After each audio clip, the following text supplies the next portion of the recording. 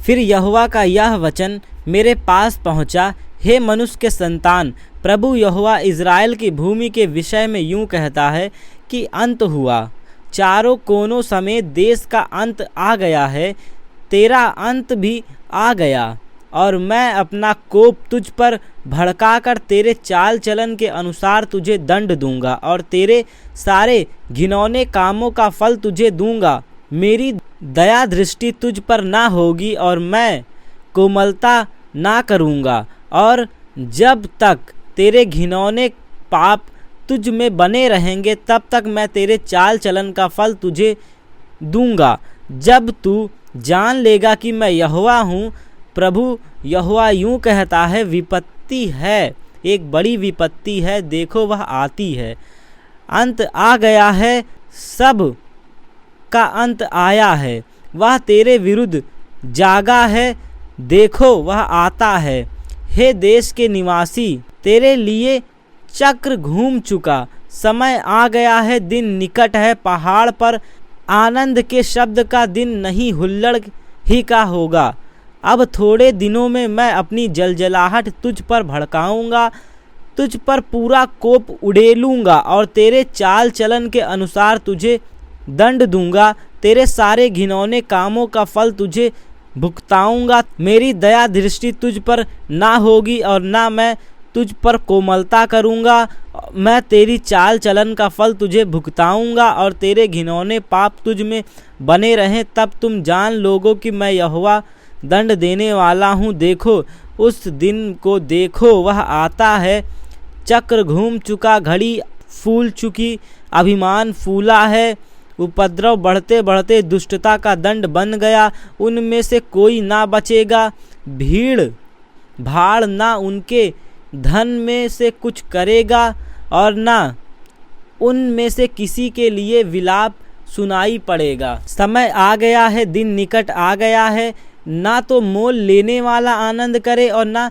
बेचने वाला शोक करे, क्योंकि उनकी सारी भीड़ का कोप भड़क उठा है। चाहे वे जीवित रहें तो भी बचने वाले बेची हुई वस्तु के पास कभी लौटने ना पाएंगे, क्योंकि दर्शन की यह बात देश की सारी भीड़ पर घटेगी, कोई ना लौटेगा। कोई भी मनुष्य जो अधर्म में जीवित रहता है बल ना पकड़ सकेगा। उन्होंने नरसिंगा फूंका और सब कुछ तैयार कर लिया, परंतु युद्ध में कोई नहीं जाता, क्योंकि देश की सारी भीड़ पर मेरा कोप भड़का हुआ है। बाहर तलवार और भीतर महंगी और मरी है। जो मैदान में हो वह तलवार से मरेगा और जो नगर में हो वह भूख और मरी से मारा जाएगा। उनमें से जो बच निकलेंगे वे बचेंगे तो सारी, परंतु अपने अपने अधर्म में फंसे हुए रहकर तराइयों में रहने वाले कबूतरों के समान पहाड़ों के ऊपर विलाप करेंगे। तब सब के हाथ ढीले और सब के घुटने अति निर्बल हो जाएंगे। वे कमर में टाट कसेंगे और उनके रोए खड़े होंगे। सबके मुंह सूख जाएंगे और सबके सिर मुड़े जाएंगे। वे अपनी चांदी सड़कों में फेंक देंगे और उनका सोना अशुद्ध वस्तु ठहरेगा। यहोवा की जलन के दिन उनका सोना चांदी उनको बचा ना सकेगा, ना उनसे उनका भी जी संतुष्ट होगा, ना उनके पेट भरेंगे, क्योंकि वह उनके अधर्म के ठोकर का कारण हुआ है। उनका देश जो शोभायमान और शिरोमणि था, उसके विषय में उन्होंने गर्व ही गर्व करके उसमें अपनी घृणित वस्तुओं की मूर्तें और घृणित वस्तुएं बना रखी है। इस कारण मैंने उससे उनके लिए अशुद्ध वस्तु ठहराया है। मैंने उसे लूटने के लिए परदेशियों के हाथ और धन छीनने के लिए पृथ्वी के दुष्ट लोगों के वश में कर दूंगा और वे उसे अपवित्र कर डालेंगे। मैं उनसे मुंह मोड़ लूँगा, तब वे मेरे रक्षित स्थान को अपवित्र करेंगे। डाकू उसमें घुसकर उसे अपवित्र करेंगे, एक शकाल बना देंगे, क्योंकि देश अन्याय की हत्या से और नगर उपद्रव से भरा हुआ है। मैं जाति जाति के बुरे से बुरे लोगों को लाऊंगा जो उनके घरों के स्वामी हो जाएंगे और मैं सामर्थियों का गर्व तोड़ दूंगा और उनके पवित्र स्थान अपवित्र किए जाएंगे। सत्यानाश होने पर, तब ढूंढने पर भी उन्हें शांति ना मिलेगी। विपत्ति पर विपत्ति आएगी और बढ़ती हुई चर्चा पर चर्चा सुनाई पड़ेगी और लोग भविष्यवाणी के दर्शन की बातें पूछेंगे, परंतु याजक के पास से व्यवस्था और पुरनियों के पास से सम्मति देने की शांति जाती रहेगी। राजा तो शोक करेगा और राइस उदासी रूपी वस्त्र पहनेंगे और देश के लोग के हाथ ढीले पड़ेंगे। मैं उनके चलन के अनुसार उनसे बर्ताव करूंगा और उनकी कमाई के समान उनको दंड दूंगा। तब वे जान लेंगे कि मैं यहोवा हूँ। फिर 6वें वर्ष के 6वें महीने के 5वें दिन को, जब मैं अपने घर में बैठा था और यहूदियों के पुरनियों मेरे सामने बैठे थे, तब प्रभु यहोवा की शक्ति वही मुझ पर प्रकट हुई। तब मैंने देखा कि आग का एक सा रूप दिखाई देता है। उसकी कमर से नीचे की ओर आग है और उसकी कमर से ऊपर की ओर झलकाए हुए पीतल की झलक सी कुछ है। उसने हाथ सा कुछ बढ़ाकर मेरे सिर के बाल पकड़े।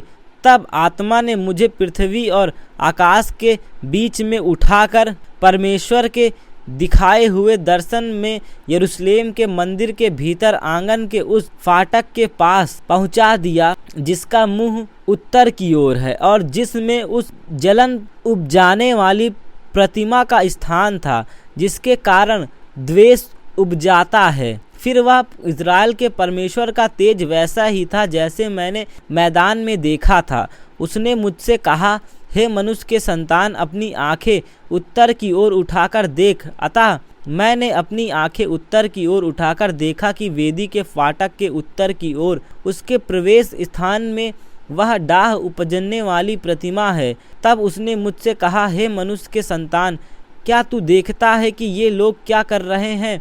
इज़राइल का घराना क्या ही बड़े घृणित काम यहाँ करता है ताकि मैं अपने पवित्र स्थान से दूर हो जाऊं, परंतु तूने इनसे अधिक घृणित काम देखेगा। तब वह मुझे आंगन के द्वार पर ले गया और मैंने देखा कि दीवार में एक छेद है। तब उसने मुझसे कहा, हे मनुष्य के संतान, दीवार को फोड़। इसलिए मैंने दीवार को फोड़कर क्या देखा कि एक द्वार है। उसने मुझसे कहा, भीतर जाकर देख कि ये लोग यहाँ कैसे और अति घृणित काम कर रहे हैं। अतः मैंने दीवार के भीतर जाकर देखा कि चारों ओर की दीवारों पर जाति जाति के रेंगने वाले जंतु और घृणित वस्तुओं और इज़राइल के घराने की सब मूर्तों के चित्र खिंचे हुए हैं।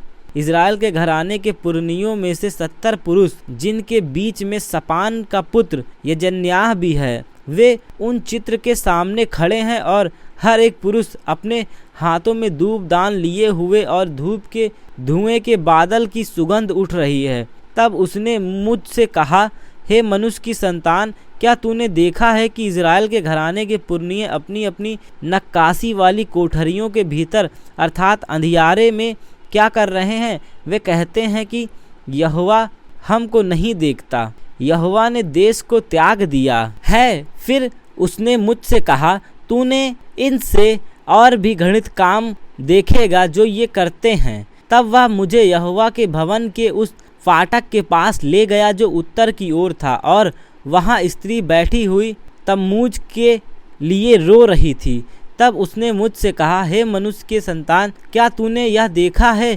फिर इनसे भी बड़े घृणित काम तू देखेगा। तब वह मुझे यहोवा के भवन के भीतरी आंगन में ले गया और वहाँ यहोवा के भवन के द्वार के पास ओसारे और वेदी के बीच कोई 25 पुरुष अपनी पीठ यहोवा के भवन की ओर और अपने मुख पूर्व की ओर किए हुए हैं, और वे पूर्व दिशा की ओर सूर्य को दंडवत कर रहे हैं। तब उसने मुझसे कहा, हे मनुष्य के संतान, क्या तूने देखा?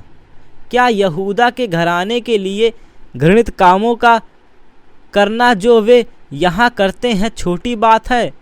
उन्होंने अपने देश को उपद्रव से भर दिया और फिर यहाँ आकर मुझे रिस दिलाई है। वरन वे डाली को अपनी नाक के आगे लिए करते हैं। इसलिए मैं भी जलजलाहट के साथ काम करूँगा, ना मैं दया करूँगा और ना मैं कोमलता करूँगा। और चाहे वे मेरे कानों में ऊंचे शब्द से पुकारें तो भी मैं उनकी बात ना सुनूंगा। फिर उसने मेरे कानों में ऊंचे शब्द से पुकार कर कहा, नगर के अधिकारियों को अपने अपने हाथों में नाश करने का हथियार लिए हुए निकट आओ। इस पर 6 पुरुष उत्तर की ओर अपनी फाटक के मार्ग से अपने हाथ में घात करने का हथियार लिए हुए आए, और उनके बीच सन का वस्त्र पहने कमर में लिखने की दवात बांधे हुए एक और पुरुष था। और वे सब भवन के भीतर जाकर पीतल की वेदी के पास खड़े हुए। तब इज़राइल के परमेश्वर का तेज करबों के पास, जिनके ऊपर वह रहता था, भवन की डेवड़ी पर उठ आया था, और उसने उस सन के वस्त्र पहने हुए पुरुष को, जो कमर में दवात बांधे हुए था, पुकारा। और यहोवा ने उससे कहा, इस यरूशलेम नगर के भीतर इधर उधर जाकर जितने मनुष्य उन सब घृणित कामों के कारण जो उसमें किए जाते हैं, सांसें भरते और दुख के मारे चिल्लाते हैं, उनके माथे पर चिन्ह लगा दे। तब उसने मेरे सुनते हुए दूसरे से कहा, नगर में उनके पीछे पीछे चलकर मारते जाओ, किसी पर दया ना करना और ना कोमलता के काम करना। बूढ़े, युवा, कुमारी, बाल बच्चे, स्त्रियां, सब को मार कर नष्ट करो, परंतु जिस किसी मनुष्य के माथे पर वह चिन्ह हो, उसके निकट ना जाना। मेरे पवित्र स्थान से आरंभ करो। अतः उन्होंने उस पुरनियों से आरंभ किया जो भवन के सामने थे। फिर उसने उनसे कहा, भवन को अशुद्ध करो और आंगनों को शव से भर दो, चलो बाहर निकलो।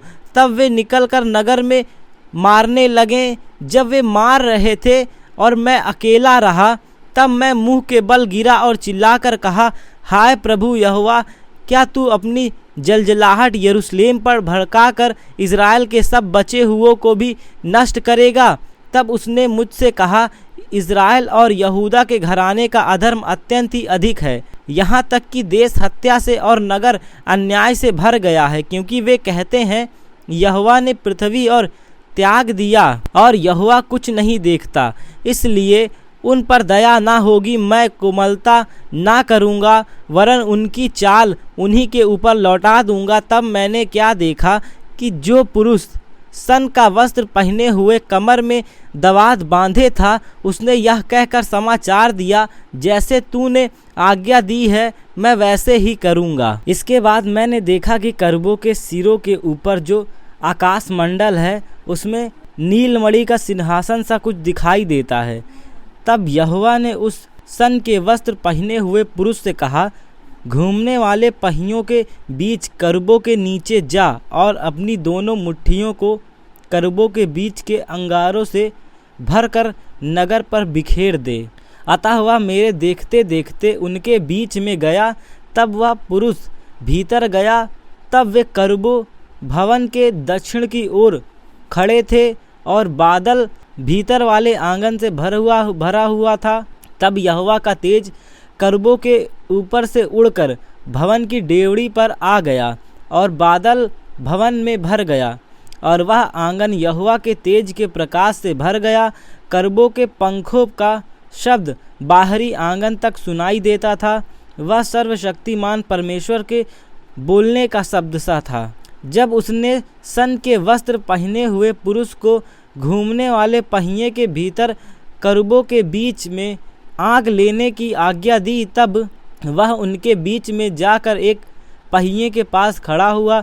तब करबों के बीच से एक करूब ने अपना हाथ बढ़ाकर उस आग में से जो करबों के बीच में थी कुछ उठाकर सन के वस्त्र पहने हुए पुरुष की मुट्ठी में दे दी और वह उसे लेकर बाहर चला गया। करबों के पंख के नीचे तो मनुष्य का हाथ सा कुछ दिखाई देता था। तब मैंने देखा कि करबों के पास 4 पहिए और एक एक करूब के पास एक एक पहिया है और पहियों का रूप फिरोजा का सा है। उनका ऐसा रूप है कि चारों एक से दिखाई देते हैं, जैसे एक पहिए के बीच दूसरा पहिया हो। चलने के समय वे अपनी चारों अलंगों के बल से चलते हैं और चलते समय मुड़ते नहीं, वरन जिधर उनका सिर रहता है वे उधर ही उसके पीछे पीछे चलते हैं और चलते समय वे मुड़ते नहीं। पीठ, हाथ और पंखों समेत करूबों का सारा शरीर और जो पहिए उनके हैं वे भी सब के सब चारों ओर आँखों से भरे हुए हैं। मेरे सुनते एक पहियों को चक्कर कहा गया, अर्थात घूमने वाले पहिया एक एक के चार चार मुख थे। एक मुख तो करूब का सा, दूसरा मनुष्य का सा, तीसरा सिंह का सा और चौथा उकाब पक्षी का सा। करूब भूमि पर से उठ गए। ये वे ही जीवधारी हैं जो मैंने कबार नदी के पास देखे थे। जब जब वे करूब चलते थे तब तब वे पहिए उनके पास चलते थे, और जब जब करूब पृथ्वी पर से उठने के लिए अपने पंख उठाते तब तब पहिए उनके पास से नहीं मुड़ते थे। जब वे खड़े होते तब ये भी खड़े होते थे, और जब वे उठते थे तब ये भी उनके संग उठते थे, क्योंकि जीवनधारियों की आत्मा इनमें रहती थी। यहोवा का तेज भवन की डेवढ़ी पर से उठकर करूबों के ऊपर ठहर गया। तब करूब अपने पंख उठाकर मेरे देखते देखते पृथ्वी पर से उठकर निकल गए, और पहिए भी उनके संग संग गए, और वे सब यहोवा के भवन के पूर्वी फाटक में खड़े हो गए थे, और इज़राइल के परमेश्वर का तेज उनके ऊपर ठहरा रहा। ये वे ही जीवनधारी हैं जो मैंने कबार नदी के पास इज़राइल के परमेश्वर के नीचे देखे थे, और मैंने जान लिया कि वे भी करूब हैं। हर एक के चार मुख और चार पंख, और पंखों के नीचे मनुष्य से हाथ भी थे। उनके मुखों का रूप वही है जो मैंने कबार नदी के तट पर देखा था। उनके मुख ही क्या, वरन उनकी सारी देह भी वैसी ही थी। वे सीधे अपने अपने सामने ही चलते थे। तब आत्मा ने मुझे उठाकर यहोवा के भवन के पूर्वी फाटक के पास, जिसका मुंह पूर्वी दिशा की ओर है, पहुंचा दिया, और वहां मैंने क्या देखा कि फाटक ही में 25 पुरुष हैं। मैंने उनके बीच अजूर के पुत्र यजन्याह को और बनायाह के पुत्र पतल्याह को देखा, जो प्रजा के प्रधान थे। तब उसने मुझसे कहा, हे मनुष्य के संतान, जो मनुष्य इस नगर में अनर्थ कल्पना और बुरी युक्ति करते हैं वे ये ही हैं। ये कहते हैं, घर बनाने का समय निकट नहीं, यह नगर हंडा और हम उसमें का मांस हैं। इसलिए हे मनुष्य के संतान, इनके विरुद्ध भविष्यवाणी कर। भविष्यवाणी। तब यहोवा का आत्मा मुझ में उतरा और मुझसे कहा, ऐसा कह, यहोवा यूँ कहता है, हे इज़राइल के घराने, तुमने ऐसा ही कहा है। जो कुछ तुम्हारे मन में आता है उसे मैं जानता हूँ। तुमने तो इस नगर में बहुतों को मार डाला, वरन उसकी सड़कों को शव से भर दिया है। इस कारण प्रभु यहोवा यूँ कहता है, जो मनुष्य तुमने इसमें मार डाले हैं उनके शव ही इस नगर रूपी हंडे के मांस हैं, और तुम इनके बीच से निकाले जाओगे। तुम तलवार से डरते हो, और तुम पर तलवार चलाऊंगा। प्रभु यहोवा की यह वाणी है, मैं तुमको इससे निकाल कर परदेशियों के हाथ में कर दूंगा, और तुमको दंड दिलवाऊंगा। तुम तलवार से मर कर गिरोगे, और मैं तुम्हारा मुकदमा इज़राइल के देश की सीमा पर चुकाऊंगा। तब तुम जान लोगे कि मैं यहोवा हूँ। यह नगर तुम्हारे लिए हंडा ना बनेगा, ना तुम इसमें का मांस होगे। मैं तुम्हारा मुकदमा इज़राइल देश की सीमा पर चुकाऊंगा। तब तुम जान लोगो कि मैं यहोवा हूँ। तुम तो मेरी विधियों पर नहीं चले, और मेरे नियमों को तुमने नहीं माना, परंतु अपने चारों ओर की जातियों की रीतियों पर चले। मैं इस प्रकार की भविष्यवाणी कर रहा था कि बनायास का पुत्र पतल्याह मर गया। तब मैं मुंह के बल गिरकर ऊंचे शब्द से चिल्ला उठा और कहा, हाय प्रभु यहोवा, क्या तू इज़राइल के बचे हुओं का सत्यानाश कर डालेगा? तब यहोवा का यह वचन मेरे पास पहुंचा, हे मनुष्य के संतान, यरूशलेम के निवासियों ने तेरे निकट भाइयों से, वरन इज़राइल के सारे घराने से भी कहा है कि तुम यहोवा के पास से दूर हो जाओ। यह देश हमारे ही अधिकार में दिया गया है, परंतु तू उनसे कह, प्रभु यहोवा यूँ कहता है, मैंने तुमको दूर दूर की जातियों में बसाया और देश देश में तितिर बितिर कर दिया है, तो भी जिन देशों में तुम आए हुए हो उनमें मैं स्वयं तुम्हारे लिए थोड़े दिन तक पवित्र स्थान ठहराऊंगा। इसलिए उनसे कह, प्रभु यहोवा यूँ कहता है, मैं तुमको जाति जाति के लोगों के बीच में बटोरूंगा और निज देश में तुम तितिर बितिर किए गए हो उनमें से तुमको इकट्ठा करूंगा और तुम्हें इज़राइल की भूमि दूंगा। वे वहां पहुंचकर उस देश की सब घृणित मूर्तें और सब घृणित काम भी उनमें से दूर करेगा।